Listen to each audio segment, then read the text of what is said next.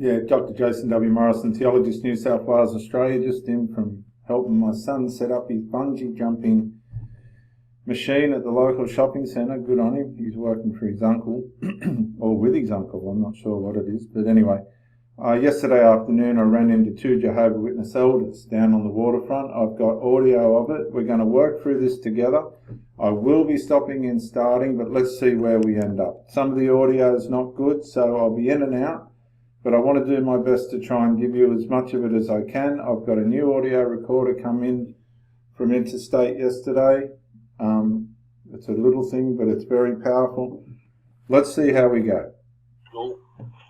Could have been a hoax, you know. For me. Could have been a hoax.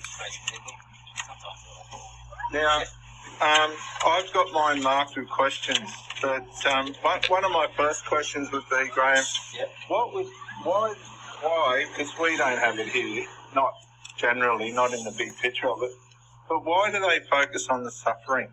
All the suffering and the sickness and the... Because I was a chaplain at the hospital at Gosford, but I didn't like it. It was too morbid. Why do they focus on all that a bit at the start? Look at the second part though. Just go over the page. They focus on that in order to give you the good news. That's the reason for it. Sort of like teaching. So this is what I suppose you could say. Can I sit, these are the realities. Can I sit on the other side?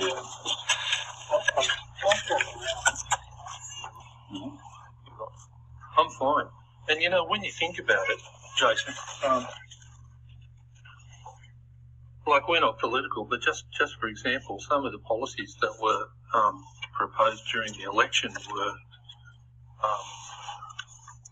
free chemo. That's not a bad thing. I don't know, but what I'm saying is not getting into the subject itself, but for example, but what about nobody gets sick? Yeah. So sometimes what you have to do is just give that contrast to illustrate how superior what God is in the Bible. And that's the only reason, not to. In fact, one of the things that we try. In fact, one of the things that we try not to do when we go from door to door is, we like this morning talk to somebody about in order to someone on what the Bible promises for the future, the fact that God is going to intervene.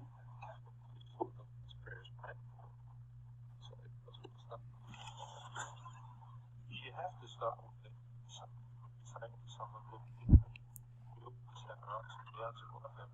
Sorry, viewers, it will come back. Just bear with me, please. And when you look at what's going on in society and what's international, there's reason to be concerned. You think God will do anything? I'm not doing that. That's just reality. In amongst everything that people deal with from day to day, see the forest for the trees. Sometimes you just got to raise an issue. Focus on what the Bible says. And we're told, like, at our meetings on the weekend, so on Saturday our meeting is at 3. It's in 2 parts. There's a 30-minute public talk, and then there's the Watchtower study goes for an hour, right? In the public talk, the guys who give the public talk, often the intros are just like this. You mention negative stuff, and then you go into the solution for the negative, But you're told not to focus too much on the negative. Like you could take, because there's so much negative, if you focus too much on the negative, you're going to lose your audience one way or the other. But you do have to mention the negative to mention why there's a need for, it's sort of like if you think about it like this, I've got a product. I've got to tell you the need for the product. I'm a bit tired today too, but not as bad as. So I've got a product, I've got to convince you of the need to want to desire my product. So this is what this is doing. It's telling you this is why. This isn't a product. I know. I was just. No. I was just using it as a like an example. Yeah. So that's basically what it's doing. Otherwise, people don't see the need for. Why is there a need for God's kingdom if all the problems are already solved? When God's kingdom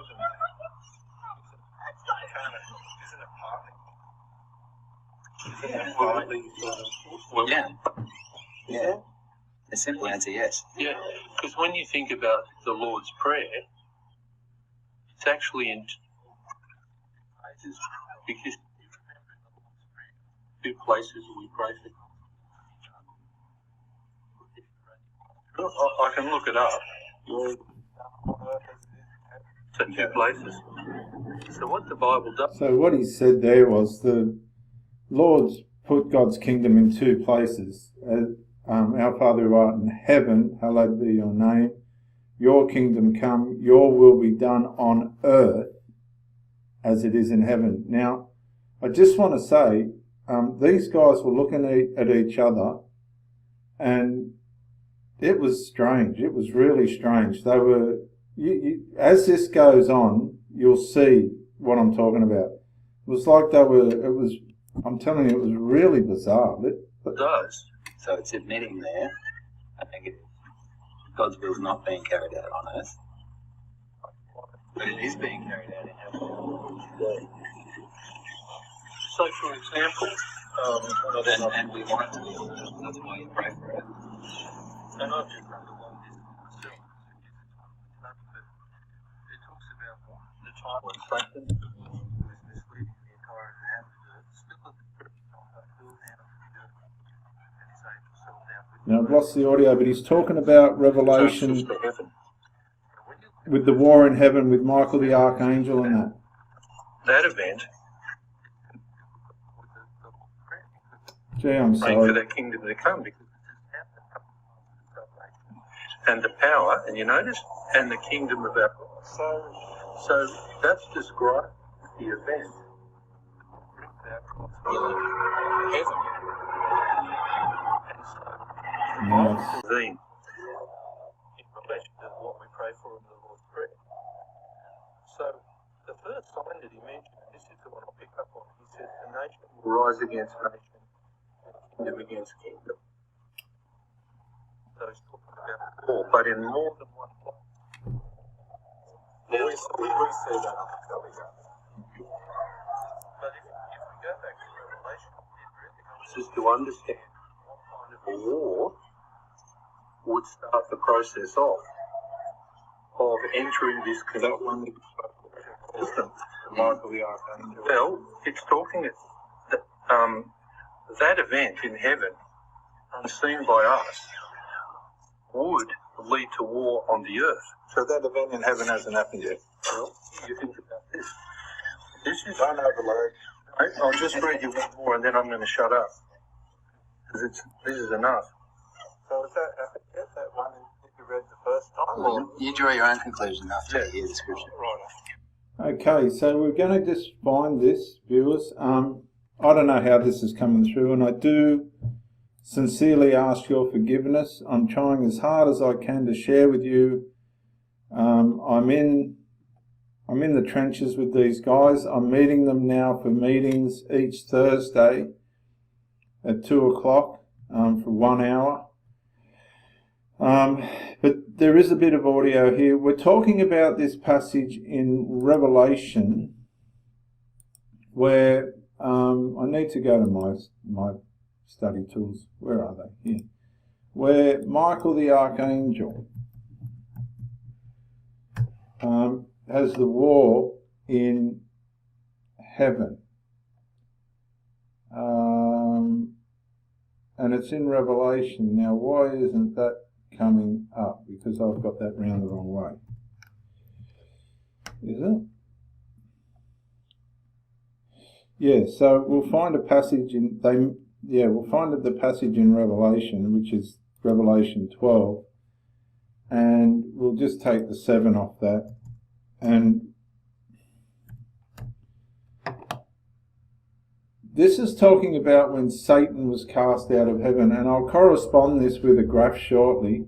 Now a great sign appeared in heaven, a woman clothed with the sun, with the moon under her feet, and on her head and a garland of 12 stars. Then, being with child, she cried out in labour and in pain to give birth.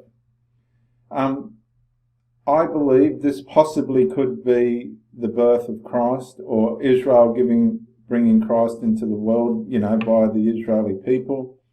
Another sign appeared in heaven. Behold, a great fiery red dragon, having 7 heads and 10 horns, and 7 diadems on his heads. His tail drew a third of the stars of heaven and threw them to the earth.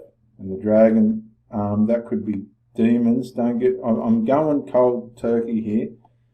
And the dragon stood before the woman who was ready to give birth, to devour her child as soon as it was born. So I believe this is when Mary was going to give birth to Christ. And as we know, they tried to find the child after it was born, but they escaped to Egypt. She bore a male child who was to rule all nations with a rod of iron. And her child was caught up to God and his throne. That was the resurrection. The woman fled into the wilderness, where she has a place prepared by God, that they should feed her there 1,260 days. Now this is where they start their bit. And a war broke out in heaven. Now, we've got to get the timeline. So what we're going to do, we're going to go to Clarence Larkin. His graph.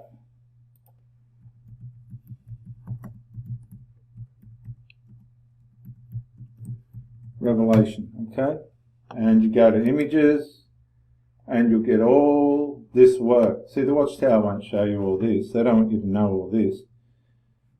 So we'll use the coloured one, shall we?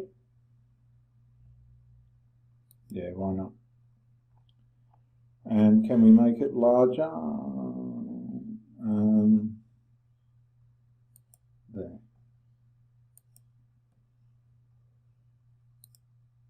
There we go. Is that going to be big enough? Oh, look. Wonderful. Now, we're in Revelation 12 here. These guys are trying to make this happen in 1914. You're going to see that they're trying to make this war with the dragon and the woman and all this happen in 1914. Okay, it really is infantile how they try and do this. But now they're trying to, the communication that I was getting between the two of them was, we're going to try and sort of keep this a secret so we can rope him in, as it were. So let's just continue on for a minute and see where we go here.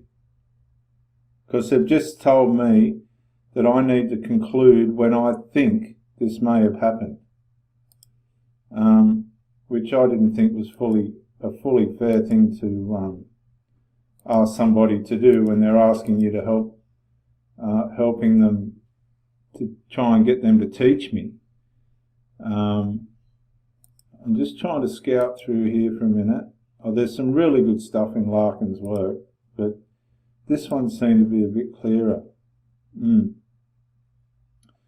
Let's just carry on for a minute and see what they've got to say. If you're still with me, I don't blame you if you're not still with me. It's a very bad audio. It's very bad. So just while I'm waiting for to come back in, they're trying to put this war with the dragon and the man-child in 1914. This is Revelation 6. There's, well, I'll read from verse 1. And I saw when the Lamb... I think I've got .org. Yep. Yeah, I've got to tick off the boss there for that.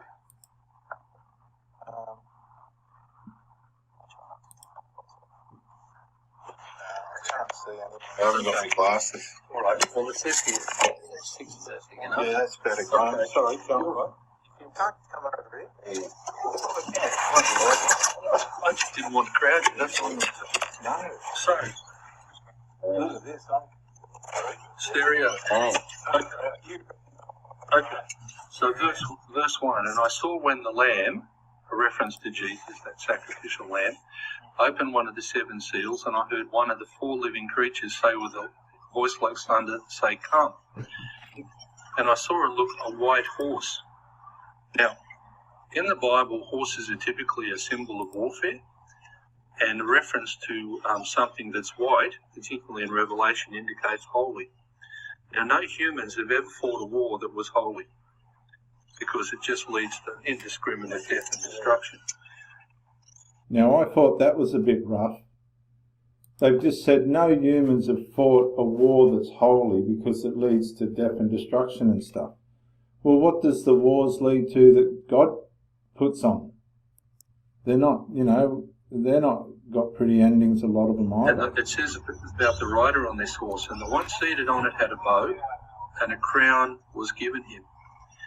And so this appears to be referring to Jesus, who received a crown when he became the king of this kingdom.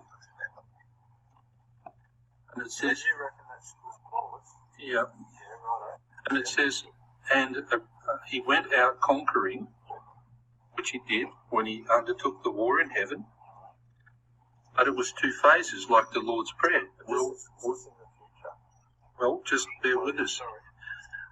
So a crown was given him. He went out conquering, fought this war in heaven, so that God's will's done there. Now, I want to bring out a very important point, viewers. These people are talking about an event. I'm just going to come out so I can put some seriousness on this.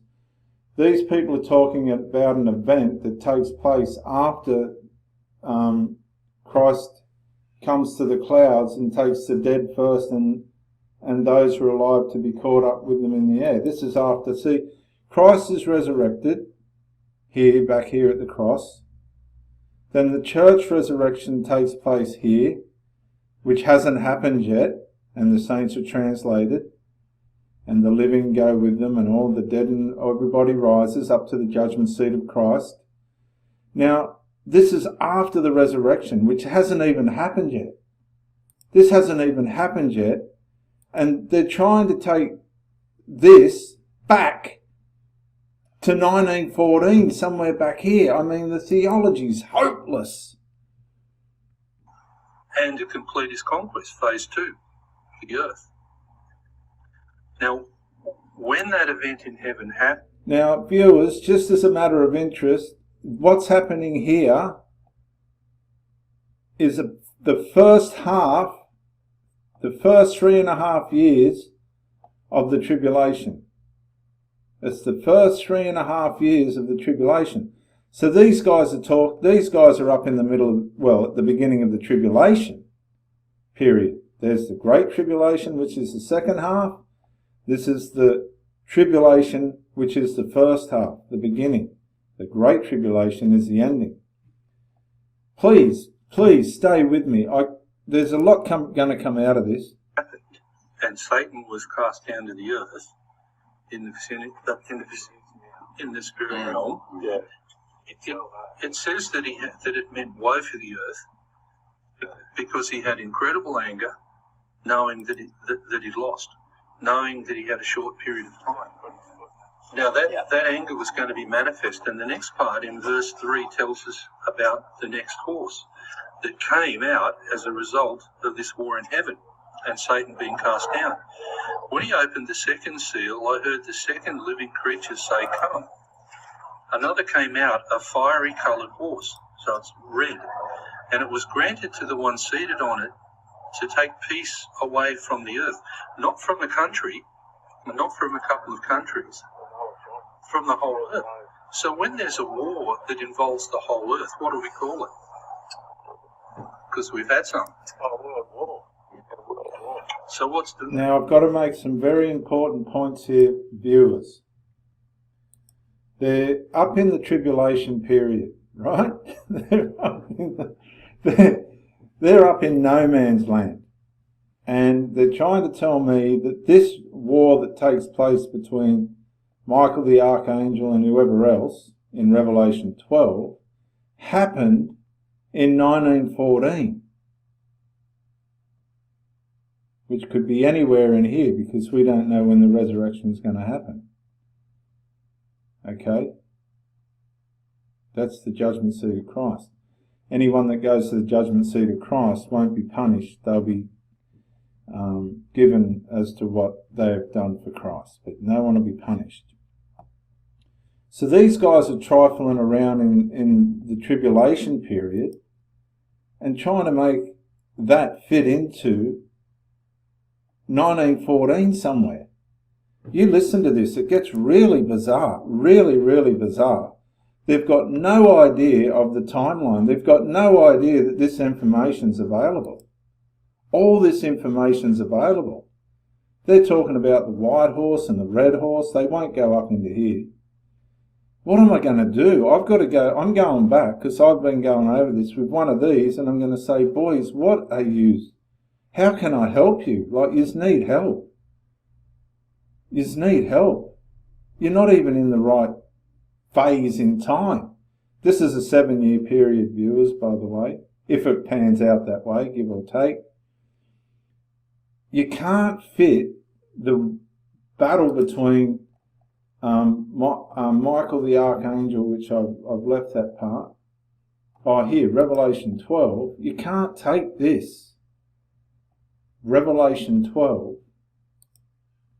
and try and fit it in here, because it doesn't belong. It belongs in the tribulation, well after the rapture and the resurrection.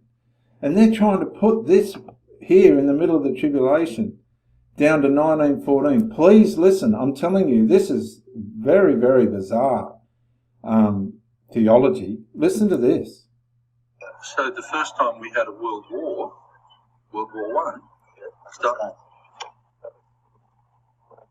right? So, and it says, it's making clear it is talking about war, so that they should slaughter one another, and he was given a great sword. So what we understand from the scriptures is the first phase started at least as far back as 1914, because this war in heaven, according to Revelation 6, resulted in a world war on the earth. And since then, we've seen the other effects. So you can, like you said, just So there you go, viewers. All this revelation and tribulation stuff, they've said it's happened in 1914. Now, these are Jehovah Witness elders.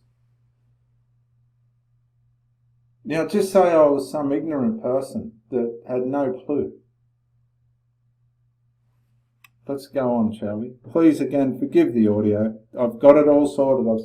I've made an investment, and I've got myself a beautiful, very powerful little device that's going to get this as clear as day, because I'm meeting with them once a week.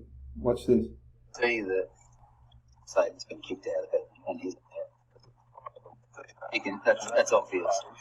The bit that you're trying to work out is exactly when did that happen, and that's what he's saying.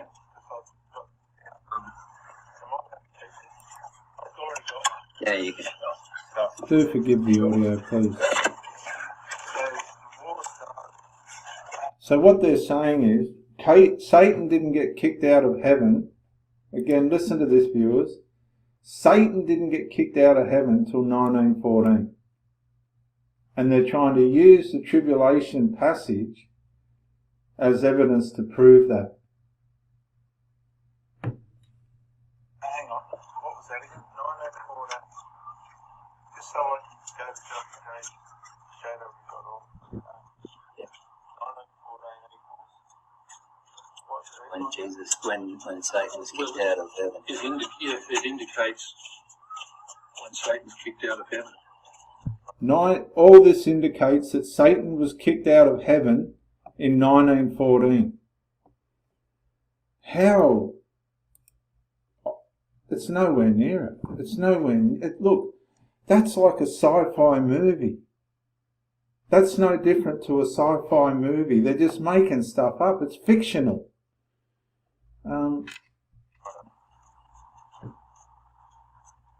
Just bear with me, viewers, please. Here it comes.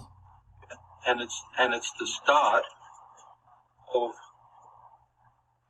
Matthew 6, 9 and 10, the Lord's Prayer. It's the start of that intervention by God, because now God's will is done on in the heavens because there's no more rebellion there. Satan's gone. Now, with this, Now, viewers, let me come back in for a sec.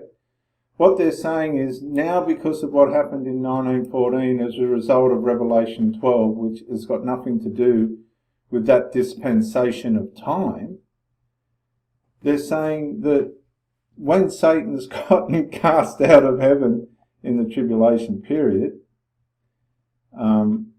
oh my God, and I think the child there and the woman is the nation of Israel, so do forgive me. The child and the woman is the nation of Israel. But they're saying now that everything started from this in 1914 and that Satan's no longer allowed in heaven anymore, and that's the reason why World War I and World War II and all this started. Now, in all honesty, come on. That's just fictional. They've got no theological substance at all. They're just winging it big time. right, 1914 is when Jesus comes back. Now, I've just said it's 1914 when Jesus come back, and this is when it goes all weird. This is when it goes all weird. I hope the audio's there. So I've just said it isn't 1914 when Jesus comes back. Well, and that's the interest. Yeah, and that's the interest. Well, we're not exactly talking about that at the moment. But, yeah. So what we're talking about at the moment was that's when Satan was booted out of heaven. Right. So When did God's kingdom start to rule? Is it the same time? Is it? Well, I don't know. there's a lot of ways of thinking about it. You think, well, why was that the time when Satan was booted out? There's one question you could ask yourself. If you were to do that, say in this area, say you were given a government, like obviously Jesus has been given God's kingdom, is the means to fix all the problems, right? Well, if you booted out, what would be your next step? You booted Satan out of heaven.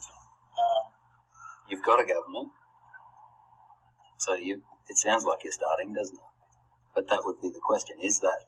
And that's sort of the question you ask.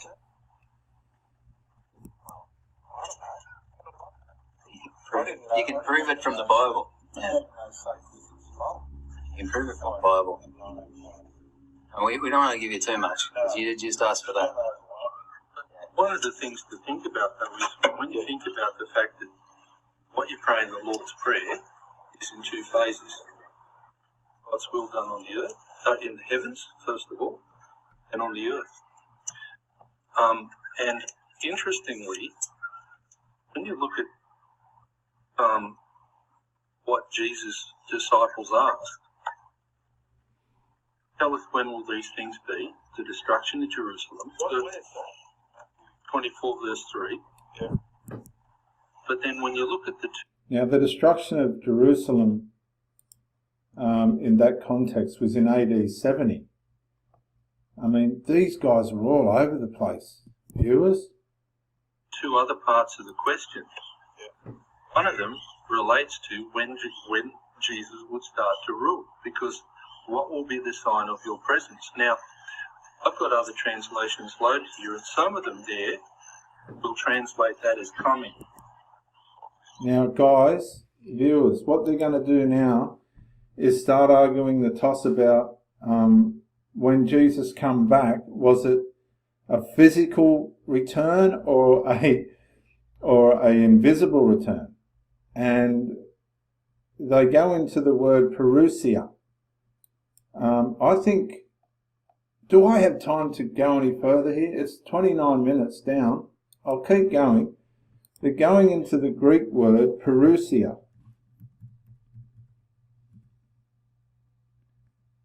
Interlinear. Okay? And they're in, where are they? They're in,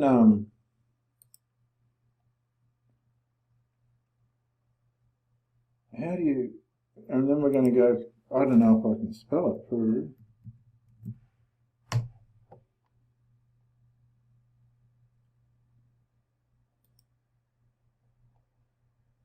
Okay, what they're going to start doing now is arguing the toss about the word parousia. What will be the sign of your coming? Parousias. Now, I'm not a Greek expert. I got in trouble for trying to do all this before. Somebody made a comment. But what we do know is the word is parousias, and it's got to do with Christ's coming. Okay? So what we're going to do, we're going to press on the... well, let's just look at this. It's a genitive feminine singular noun. We're going to press on the word, and this should give us all the occurrences of the word. How powerful is that? Okay? Now, we find it in this passage where it's talking about what will be the sign of your coming and of the end. Now, let me help you a bit. The end that they're talking about is the end of the tribulation. When Jesus comes back and annihilates the goat nations that are trying to wipe out Israel. That's the second coming. That's when Jesus comes back to the Mount of Olives and intervenes supernaturally on behalf of Israel and rescues them from an assault, a very horrible and horrific assault. What a lot of people don't realise is the primary geographical location of the tribulation is Israel, the Middle East, and the ripple effects of that will go out into the world.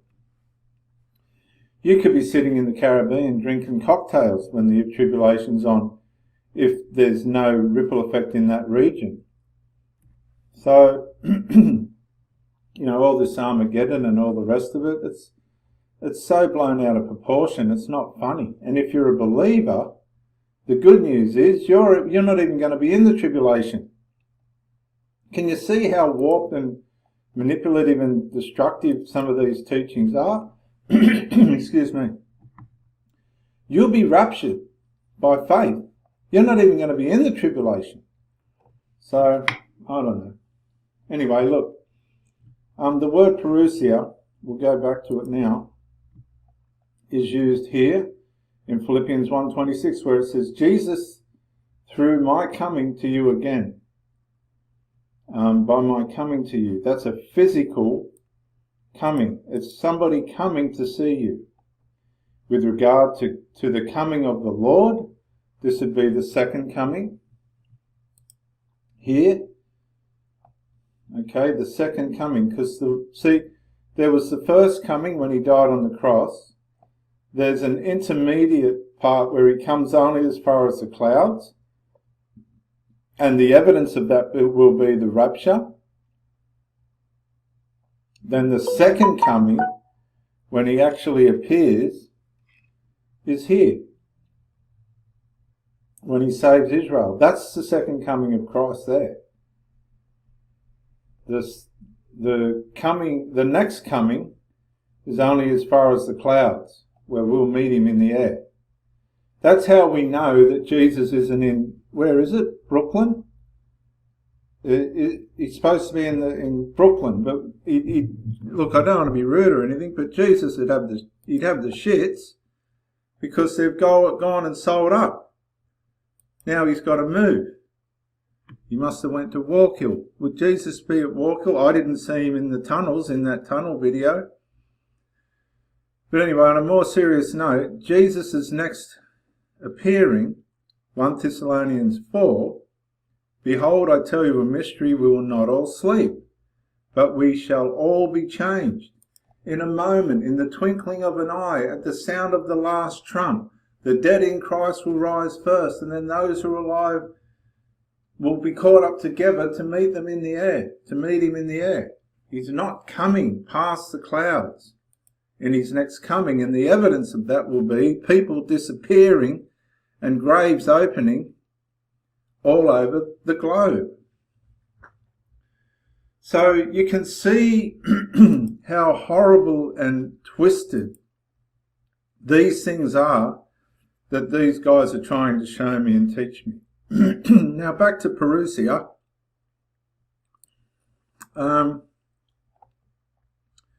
By the appearance of his coming, with the brightness of his coming, appearing of the coming of him, that's a physical appearance, until the coming of the Lord, which is the second coming, is the promise of his coming, which is the second coming, the promise of his coming, and the promise of his coming, which is the second coming. So all usages of the word parousia, which is found in Matthew 24:3, has got nothing to do with a spiritual presence or an invisible presence. It's got to do with a physical coming. And we've just proven that throughout its usages in the word. Now, these are other usages of that. Well, there's the word there. Let's just go back. This might be the root of the word. And let's just see what we find. I don't want to shoot myself in the foot, but let's just see. So will the coming of the Son be. That's the second coming. For the coming of the Son of Man, which is the second coming. Again, I just want to show you the second coming is here. When he saves Israel from the nations that are trying to destroy it. And he comes back to the Mount of Olives. The rapture or the taking away is not the second coming. Because he only comes as far as the clouds. He doesn't go somewhere in Brooklyn down near the ghettos and then, get sold up on. They sold up on him, if that's where they put him. They've gone and sold up on him. It's just a mess. They've gone and sold all the buildings. Where have they put the Lord? Out in, I don't know. Where? Patterson or somewhere. Walkill. Marcus Vaughan said never saw him. But anyway, we'll go back. Here's another one. Who are Christ's at his coming. What's that one? Yeah, that could be the second coming or the rapture there. Over the coming of Stephanus. Now, when Stephanus came, what did he do? He came physically, didn't he there, Stephanus? Comforted us by the coming of Titus. Now, did Titus come invisibly or physically? Are you getting it? Not only by his coming, that would have been someone, or that by the coming of him, that would have been a physical appearance, but his personal presence is unimpressive. Now, this is somebody's personal presence. Okay? Now, personal presence is not an invisible presence. It's an actual person. Obeyed not as in my presence. Now, when Paul was present, what was he? He was there physically. And of our Lord at his coming, that'll be the Lord in physical form. And the Father at the coming of our Lord, that's the second coming, without blame at the coming of the Lord. The one whose coming is in accord with. All I'm trying to say is, look, they're all physical events. Away from him in shame at his coming. So, this word parousia, they're going to try and convince me that it's not a physical coming. It's not a physical presence. It's a spiritual, invisible presence, which is an absolute, utter lie. But I'm not going to say that to them. I'm just going to let them go. Because I'm going back with my really good device next week and I'll get this as clear as crystal. Okay. Now, yes, because what this means is that phase one, where the kingdom is ruling in the heavens, is invisible. That's why Jesus gave a sign, things that we could see happening on the earth that would indicate the invisible thing had happened. And so this word here is translated in some Bibles as coming, translated here as presence. And it's a Greek word. So these are the so coming in Byington. Oh, that's a Greek word. Or this is the kingdom. It's word for word. And in the word for word it says presence. In these other translations, King James has coming, American Standard Version has coming, and Byington. Every other translation except the New World Translation says coming. They've got presence. We've translated it presence. It's a Greek word. I don't speak ancient Greek, so the best way I can pronounce it is parousia. Yeah? And that word can have a couple of meanings. It can mean coming, but it also means presence. And the thing is, it's just my phone. But the thing is, what determines the correct meaning of the word in the verse is the context of it. So presence So, is different. yeah, because Well, yeah. coming. So coming indicates an arrival, doesn't it? Whereas presence, so if you think about our leader in this country, his presence is in the country. Coming means he's coming to Gosford. Yeah, so there's a difference, definitely. So he's present as a king in heaven.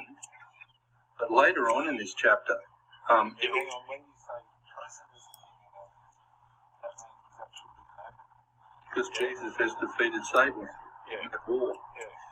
So later in the chapter, because you see in the first part where he's talking about his presence and the starting of this sign of the conclusion of the system, the wars, the earthquakes and the stuff. Which was not And that would continue through that period. Later on, he's talking about his coming, where everyone will know. Everyone will know. Because he's coming for phase 2 on the earth. And people will see it coming. that hasn't happened. No, because Obviously it's not, earlier because, talking.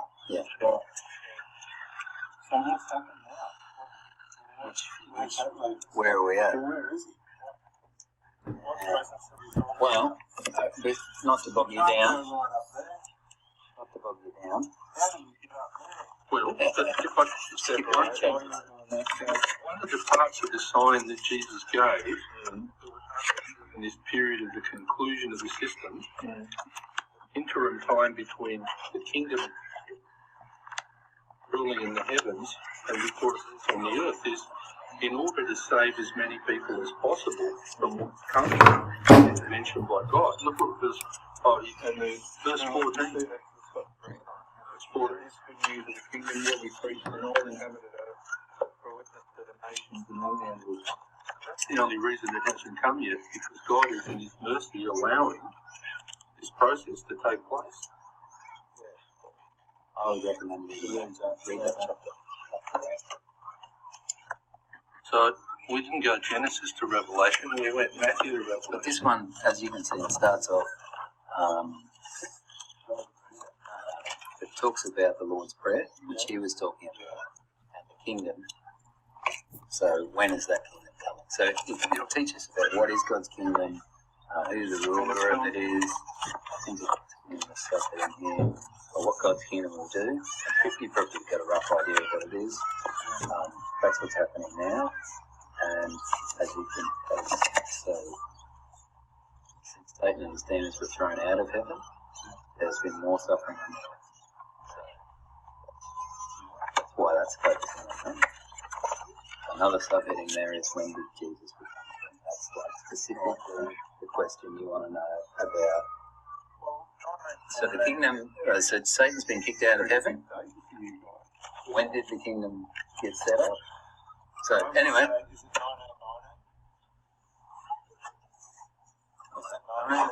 Leave down there. You gotta do your own research. Just for today, though, what have we established? That Satan come back Satan in 1914. Yeah. In He 19. got out.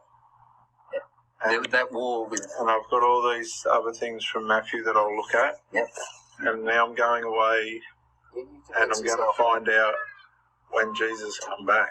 And the important thing is, Yeah. not what we say. You look at the Bible and see what the Bible says. If the Bible says it. Now, what if I come back and it's different to what you think? You're going to make me, what do they call him? An active opposer? An active opposer.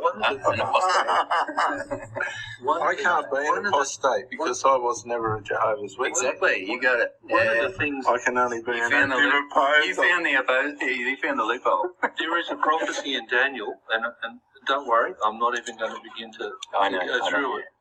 But it enables you to determine the year 1914 also as when Christ was put back on the throne. And it's a nice way of having like a triple evidence. What's it called again? You should come on Thursdays because Where? Graham loves this stuff. Where? Oh, here? Yeah. Have a chat with us. Well, what if it's raining and stuff? I'm going to sit on the show. That'd be fine. It can get pretty blowy here. We can or not. What time do you come here on a Thursday then? Yeah. So have you been here since 1:30? Yep. That's nearly 2.5 hours. Yep. Holy. We don't run out of things to talk about. I'm stuck. Sometimes we talk about We this just stuff. shoot the breeze, you know. Yeah. Talk about you. No. I don't mind it. Yeah. I've sat down here for months with Josh and Dave. Mhm. Have you seen Dave at all? Yeah. When did you see him? Yesterday. Did you ask him about me? No, I didn't. Oh, you should have said. He was back from his honeymoon. Right? Oh, I yeah. didn't think that. Yeah. Top No, I topic wouldn't on want to his be. brain. No. Were they overseas? They went to the Maldives, yeah. Yeah, that's why I didn't answer. Wow. You sent me a reply to my text message. No. So there you go. I won't take it any further, but you can see. Can you see how theologically incorrect these guys are? They're nowhere near it. Satan got cast out of heaven in 1914, and oh well, I've got a weekly meeting with these guys until they ride me off as an active opposer. I'm just going to play ignorant. The funny thing I don't understand is these guys know I'm a professional theologist at university level with a doctorate doing a PhD, and they're trying to teach me this stuff, and they're nowhere near it. Oh gee, come on, somebody leave some comments on this. I do apologise for the audio. I'll say again, I've got my new machine come in from this is a very powerful recording device. They won't know it's there. So the next one's going to be awesome, viewers. It's going to be so clear. This is Dr. Jason W. Morrison, theologist. I hope you enjoyed that. I know it's not perfect. It's gone for a bit of a while. Bye for now. Thank you for viewing, and bye for now. Yeah, Dr. Jason Morrison, theologist again. I just want to say thank you for watching the videos, and I hope you got plenty of self-rediscovery and freedom out of it. If you watched it on YouTube, please share or like, maybe even comment. If you watched it on Facebook, like, comment, share. But most of all, get out and live. This isn't a rehearsal. You've got a one-off life. Don't let your loyalty and your faithfulness blind you to the life that you should be experiencing. Till the next video, thank you for watching, and bye for now.